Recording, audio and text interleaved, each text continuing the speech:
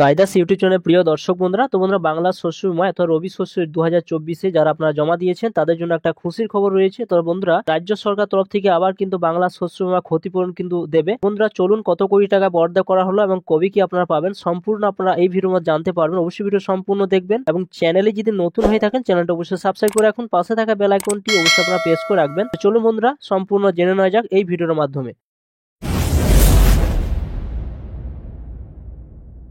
তো প্রিয় দর্শক বন্ধুরা, আপনারা জানেন যে বাংলা শস্য বীমায় খরিফ শস্যের জন্য অলরেডি অনেক টাকা এখানে অনেকে পেয়েছেন, কিন্তু এবার রবি শস্যের জন্য কিন্তু রাজ্য সরকার তরফ থেকে কিন্তু প্রচুর কৃষক কিন্তু এবারে কিন্তু উপকৃত হবেন এবং শস্য বীমা ক্ষতিপূরণ কিন্তু পাবেন রবি শস্যের জন্য 2024-এ যারা আপনারা জমা করেছেন। আপনারা জানার আগেই কিন্তু মুখ্যমন্ত্রী ঘোষণা করেছেন যে যাদের বাংলা শস্য বীমা অর্থাৎ রবি শস্য বা খরিফ শস্যের যে সমস্ত ফসল নষ্ট হয়েছে যে বৃষ্টির জন্য বা আলুর ফসল, এছাড়া আপনার ধানের জন্য যে সমস্ত ফসল নষ্ট হয়েছে সে সমস্ত ফসলের আপনার ক্ষতিপূরণ দেবে রাজ্য সরকার তরফ থেকে। তো এখানে দেখুন একটা যে উল্লেখ করা হয়েছে 11 লক্ষ কৃষক কিন্তু উপকৃত হবেন। শস্য বীমা বরাদ্দ আরও 102 কোটি টাকা দেখতে পাচ্ছেন এখানে। তো এখানে বলা হয়েছে, দেখতে পাচ্ছেন এখানে উল্লেখ করা হয়েছে যে কৃষক বন্ধু বাংলা কৃষিজীবীদের প্রতি মুখ্যমন্ত্রী মমতা বন্দ্যোপাধ্যায় কতটা সহানুভূতিশীল তা প্রমাণিত হলো আরও একবার। গত খরিফ মৌসুমের জন্য বাংলা শস্য বীমা যোজনায় প্রকল্পের আওতায় রাজ্য সরকার শস্যহানি বরাদ্দ 11 লক্ষ কৃষক জন্য 102 কোটি টাকা বরাদ্দ করেছে। ইতিমধ্যে উপভোক্তাদের ব্যাংক অ্যাকাউন্টে টাকা পাঠানোর প্রক্রিয়া শুরু হয়েছে বলে কৃষি দপ্তর সূত্রে কিন্তু জানা গিয়েছে। আপনারা যারা খরিফ মৌসুমের জন্য যারা জমা করেছিলেন তারা কিন্তু যারা এখনো পর্যন্ত টাকা পাননি তারা অলরেডি কিন্তু টাকা আপনারা পেয়ে যাবেন। এখানে যেটা উল্লেখ করছে দেখতে পাচ্ছেন, যেটা উল্লেখ করছে এখানে যে কত কোটি টাকা বরাদ্দ করেছে, 102 কোটি টাকা বরাদ্দ করা হয়েছে। ইতিমধ্যে উপভোক্তারা ব্যাংক অ্যাকাউন্টে টাকা পাঠানোর প্রক্রিয়া শুরু হয়েছে বলে কৃষি দপ্তর সূত্রে কিন্তু জানা গিয়েছে।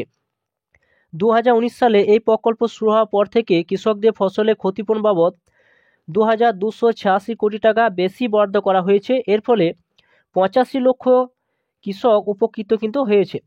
এছাড়া দেখুন এখানে আরও উল্লেখ করা হয়েছে যে রাজ্য কৃষিক্ষেত্রে উন্নয়নের এবং রাজ্য প্রান্তিক কৃষকদের পাশে দাঁড়াতে গত 13 বছরে একাধিক প্রকল্প চালু করেছে মুখ্যমন্ত্রী মমতা বন্দ্যোপাধ্যায়। তার মধ্যে যেমন কৃষক বন্ধু আছে, তেমনি আছে বাংলা শস্য বীমা যোজনাও আছে, কৃষি পরিকাঠামো তহবিলের মাধ্যমে ঋণ প্রদানের প্রকল্প।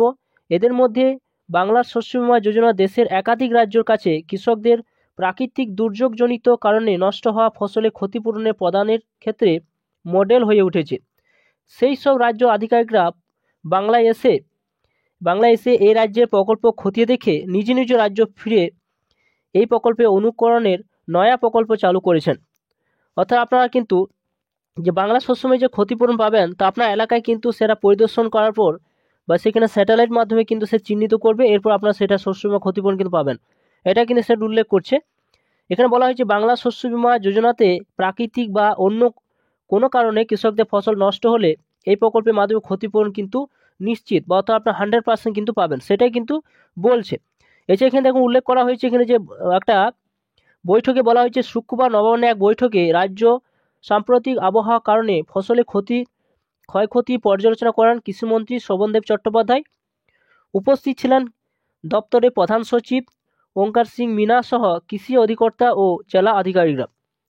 এখানে দেখুন আরও উল্লেখ করা হয়েছে, এখানে বলা হয়েছে যে ব্যবস্থা করেছে তাই নয়, এই প্রকল্পের মাধ্যমে কোনো কারণে কৃষক চাষ করতে না পারলে ক্ষতিপূরণ প্রদান নিশ্চিত করা হয়েছে। সব থেকে বড় কথা, এই রাজ্যে বুকে বাংলা শস্য বীমা যোজনার জন্য কৃষকদের হয়ে এই বিমার প্রিমিয়াম সম্পূর্ণ খরচ বহন করে কিন্তু রাজ্য সরকার প্রিমিয়াম বহন করে কৃষকদের কাছ থেকে এর জন্য 1 পয়সা নেওয়া হয় না, তারা বিনামূল্যে সুবিধা পান।